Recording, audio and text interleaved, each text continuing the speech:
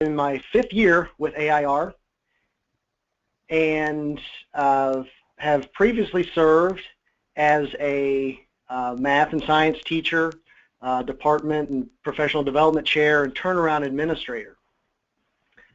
With me today is my colleague Sakoni Davis, and I will allow her to introduce herself at this time. Hello and good afternoon. I've been with AIR for 2 years, working with literacy and school improvement initiatives for grades K through 12. I am a former English teacher and department chair and have been in education for over 15 years now, and it is a pleasure to be here.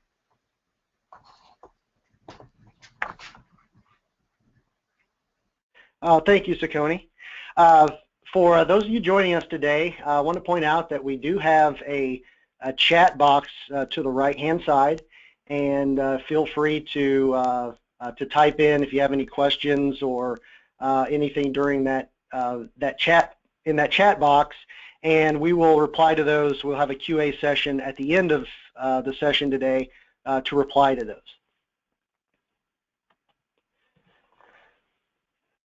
So to get started, I want to introduce who we are. We're American Institutes for Research. We were established in 1946 and with a headquarters in Washington, D.C. We're an independent, not-for-profit organization and one of the largest behavioral and social science research organizations in the world.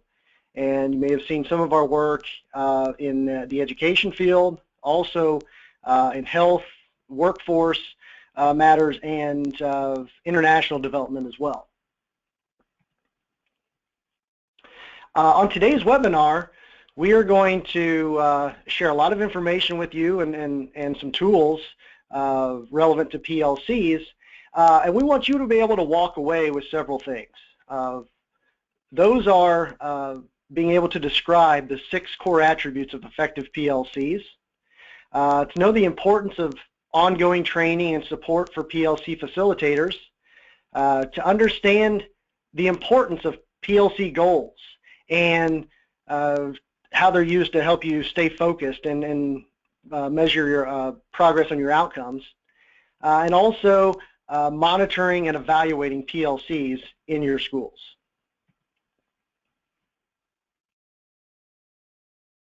So there are a number of common challenges that that PLCs face, that schools face in trying to implement PLCs, and the research has uncovered a lot of challenges, but these are some that really have risen to the top, and we see over and over in different studies.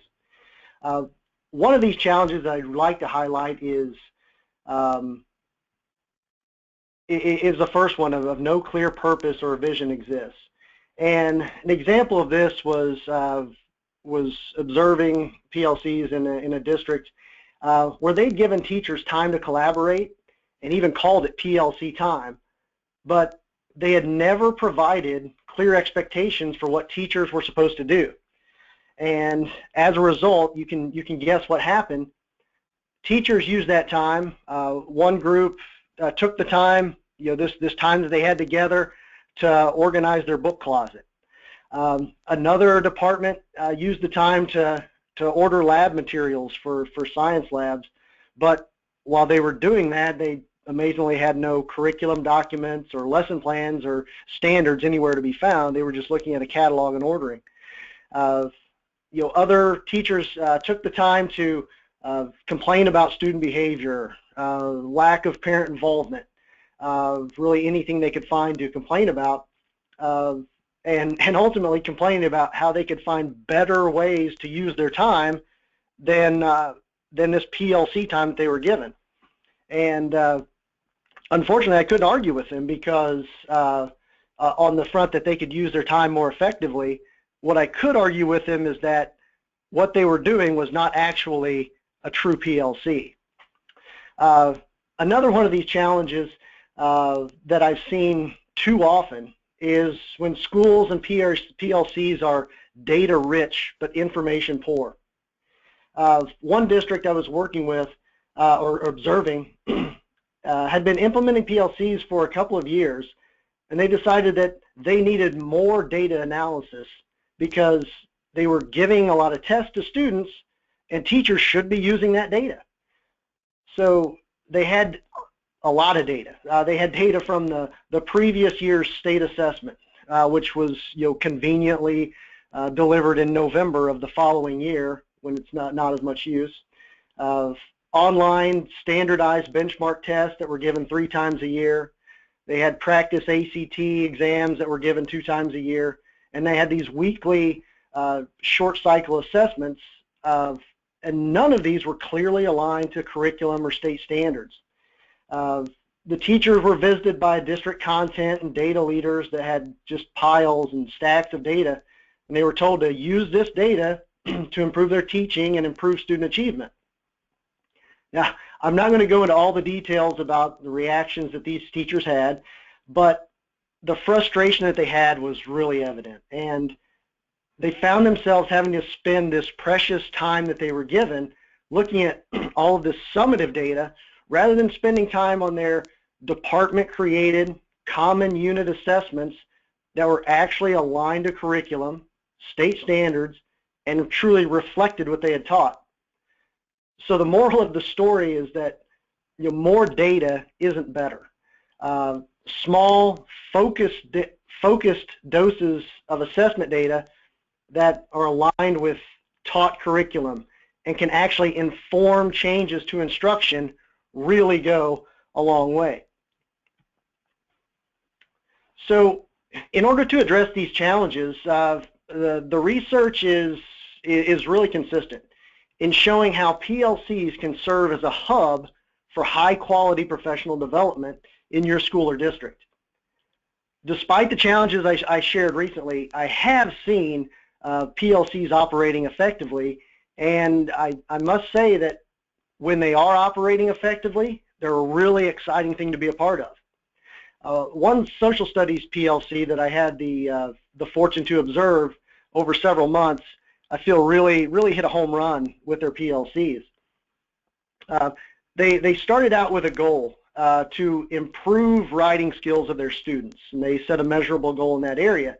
And this came from a summer workshop that several of them had participated in for AP work, and this was on a process for incorporating multiple reference documents and resources into writing essays. So they knew where they wanted to improve their instruction and improve their students' achievement. So they engaged with the English department on additional writing techniques and how they could develop scoring rubrics. Then they brought all this information together to their PLC and looked at an upcoming unit plan so they could collaborate, develop that common unit plan, and make the process really relevant for their class. When the unit started, one teacher served as kind of the guinea pig for the group, and the other teachers came in and observed that teacher in action, and how he facilitated the process in his class. During the next PLC, they brought in, the teacher who was observed brought in student work, and the teachers who observed brought in their notes from their observation. And they looked at these pieces of data together. They looked at the student writing before the process, after the process, and they debriefed about what they saw during their observations, what they saw in the student work, and how they could modify instruction, each one of them, as they move forward.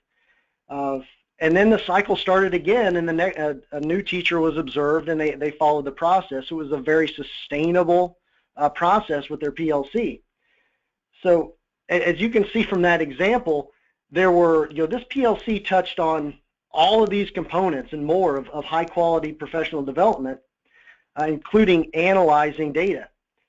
But it was data that was relevant to the teachers and that they could actually use to inform their instruction. There are several benefits of PLCs in addition to what I just shared, that effective, research on effective PLCs has shown. This 2004 study by the Annenberg Institute shares that schools who have effective PLCs have an improvement and a positive school culture. Teachers don't feel isolated anymore because they're working together. They're learning from their peers.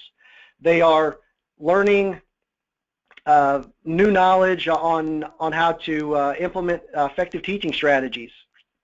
When all those things are in place, job satisfaction increases, and teachers want to stay in that school because they feel that sense of ownership and they feel like they are in charge of their learning. And ultimately, effective PLCs will lead to improved student achievement. So what is a professional learning community? Well, this is how we define a PLC. And it's groups of educators that teach the same grade or subject. They meet regularly. They focus on instruction to improve student learning. And that's really at the core of a PLC, is improving instruction and improving student learning. So the research that we've conducted and that we have pulled together across the spectrum of PLC research really leads to identifying these 6 core attributes of effective PLCs. The first one I want to share with you is a shared focus on learning. And this is the core attribute of a PLC that all the other attributes are really connected to. An effective PLC develops shared values, norms, and a commitment to shared responsibility for the learning of each student. Through collective inquiry, PLCs collaborate to examine best practices and engage in reflective dialogue. Collective inquiry leads PLCs to develop a shared knowledge and engage in problem solving as a team. And a focus on action and outcomes really means that PLC members hold each other mutually accountable for being results-oriented. Effective PLCs will use data to assess their current practices, they'll examine results, and they'll make individual and collective adjustments to achieve the outcomes that they've set with those initial goals. The next 3 attributes start with collaborative culture. And effective PLCs realize that through a collaborative culture, they can achieve more than any one team member could on their own. Team members will share responsibility for student learning, they'll add value to each other, and work together to achieve common goals. Shared practice for improvement is really about team members participating in peer observations, examining, continuously refining their individual and common practice. And supportive conditions and leadership is about the successful operation of PLCs requires supportive conditions that clearly define the who, what, where, when, and why teams come together. Supportive leaders will participate in professional learning with staff. They'll distribute leadership across the school, and they're committed to developing teacher leaders. And when you take these 6 core attributes and you really apply them in your planning and your day-to-day understanding of PLCs and how you're monitoring the progress of your PLCs, when you hold and you really base your PLCs on the foundation of these 6 core attributes, you'll really be on the right track to have highly effective PLCs that realize all those benefits that I spoke of previously. And the next piece are these 4 big questions.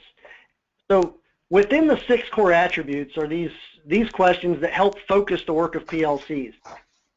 Effective PLCs will always keep the questions in mind, whether they're collaborating on a unit or lesson plan, reading, discussing a professional article, or analyzing student achievement data. These questions can always be on the forefront of a PLC's mind. So at this point, I'm going to turn it over to my colleague Sakoni, who's going to share a little more about coaching and support for PLC facilitators. Thank you, Aaron.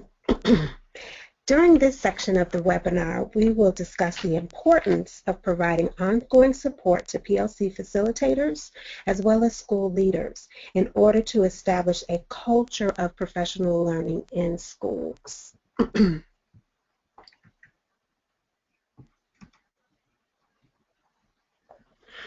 So, in looking at research around coaching and the way that adult learners learn, we found that adult coaching is very important for adult learners so that they can have someone to reflect with, have someone who they can bounce ideas off of.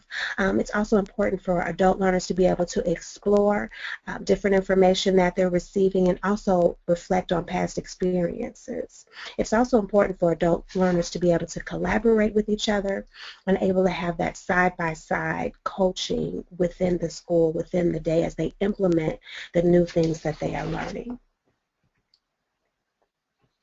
The coach helps the PLCs to look at how they're doing with the goals that they set. First of all, they help them to set goals and to make sure that they're realistic goals, SMART goals. They help them to observe, to look at how they're growing, give feedback, as well as talk to the administrators in the building as well to keep them informed on the progress of PLCs. They assist with setting agendas, planning beforehand, making sure that norms are set so that the meetings run smoothly and on task. And they help the PLC facilitators to make sure that the research practices are in place and that the PLCs are running effectively. It's very important for PLC facilitators to have ongoing professional development. As we talked about, just adult learners need that time to collaborate with each other, to discuss progress and challenges that they're having within their groups, and that professional development is consistent. We recommend at least 2 times a month. They're able to have that targeted, differentiated that time during professional development, and also able to plan next steps. A professional development that I was able to experience with PLC facilitators was really one of a great level of camaraderie. There was established trust, and just being able to talk to people who have a like role in the building. And so one of the PLC facilitators was having a very difficult time with just getting everyone to buy in. He was a fairly new teacher. He had people in his PLC who had been teaching for 15 or 20 years. So he was having a difficult time just having that bond and having that like-minded atmosphere in the PLC. So during the professional development, it's always good to have different types of protocols. So we did a consultancy protocol where he was able to express his challenge, and then the other PLC facilitators were able to ask clarifying questions, probing questions, and just being able to give him feedback on the way that he was facilitating the PLC. And so he was able to see that a lot of his frustration came from just his lack of communication, and how there were some areas that he could work on, the things that he was communicating a purpose for the PLC, and he was able to just leave that time with other facilitators, understanding the need for him to improve in his communication skills and the next steps for moving his PLC forward. So that's very important for adult learners to have that ongoing professional development with their peers.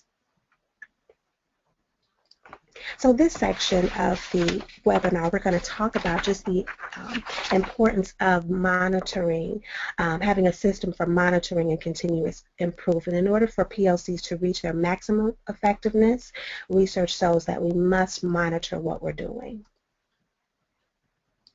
So this is a quote by Dufour, who is one of the leading voices on effective PLCs, and he just talks about the need for a strong foundation in implementing PLCs, that the structure is consistent and constant across the school. So what you see happening in one PLC should be the same as what's happening in another PLC. Even though they're talking about different things, their structure should be the same, their uninterrupted, protected time should be the same.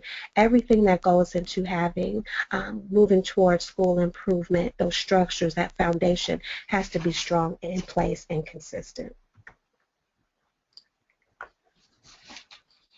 The PLC facilitators are a huge part of the progress monitoring of PLCs.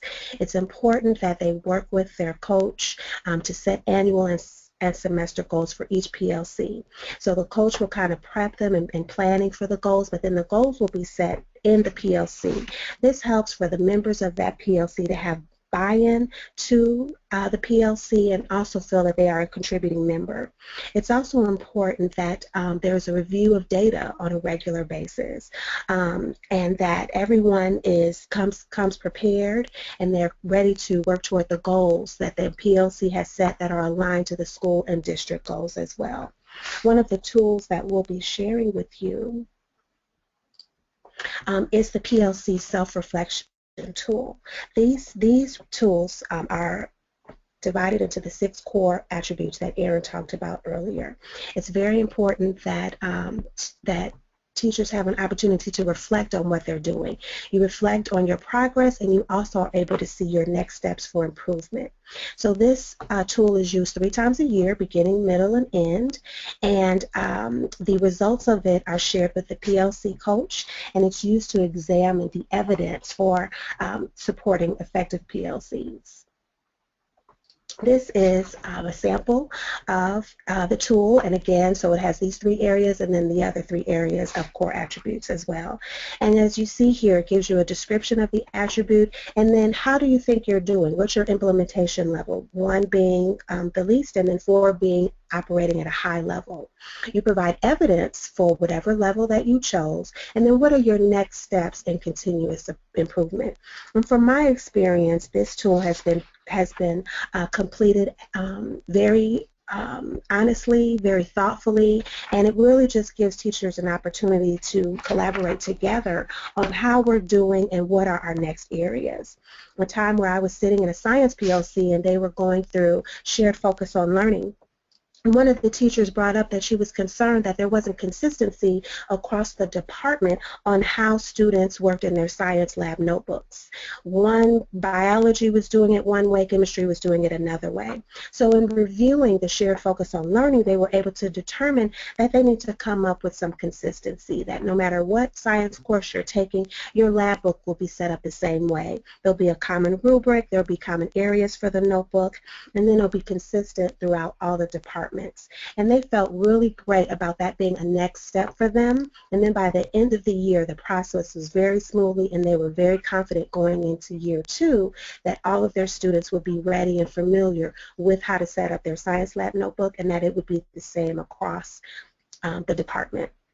So that's an example of a great success of just having that time to reflect on each of the areas together as a group.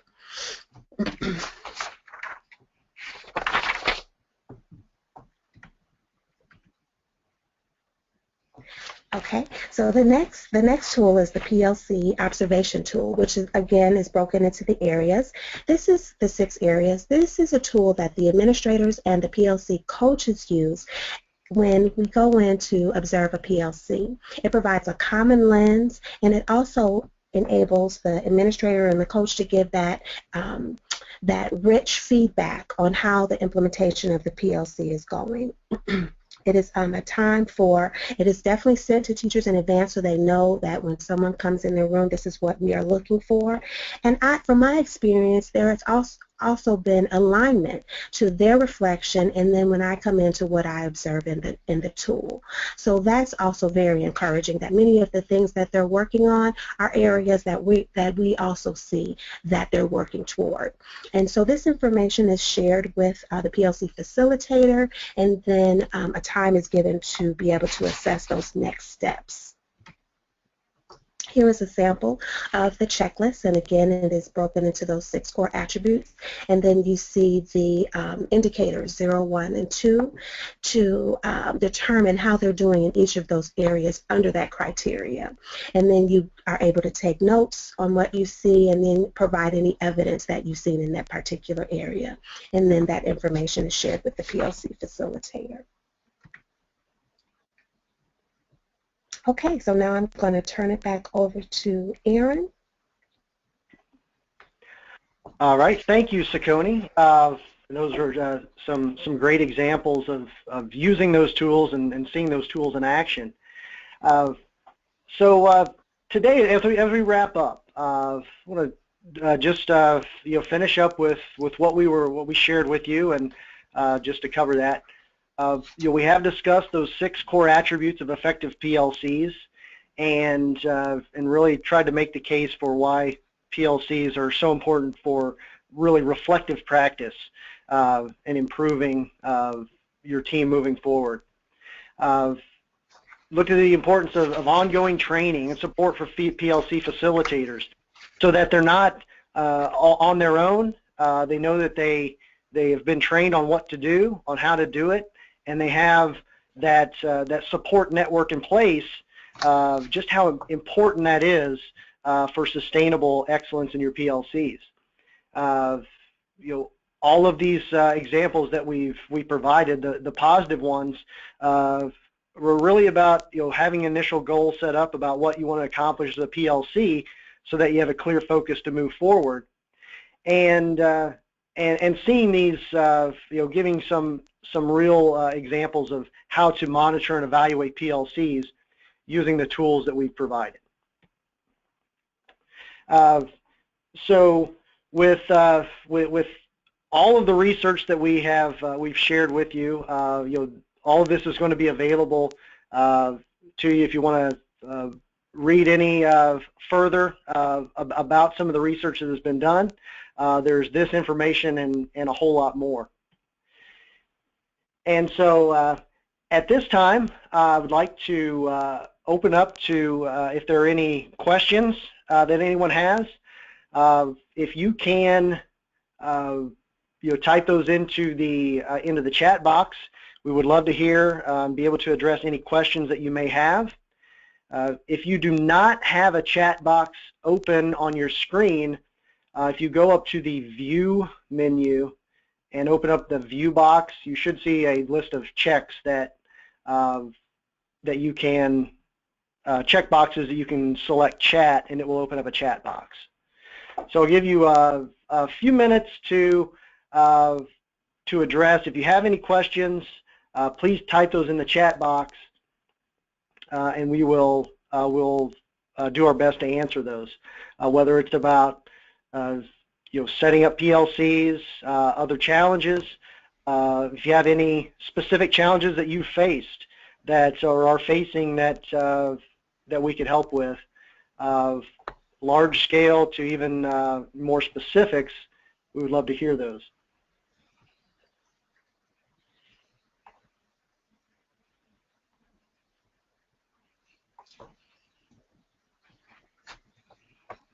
And so, at this time, if there are no questions that come to mind right now, that's fine.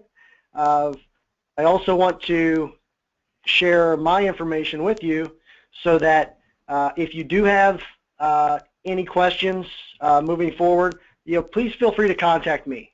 My email is there, abutler@air.org. We really hope that you found the information that we've provided today useful and relevant to your current situation, whether you have PLCs or you're looking to improve the PLCs that you have, or you're just wanting to learn a little bit more about it. We hope that you found this useful. I also want to remind you that a copy of today's webinar and the tools that we've shared will be available at the website listed below, revivingschools.org. And this webinar and several others in our series and a lot of other resources are available. And so if there is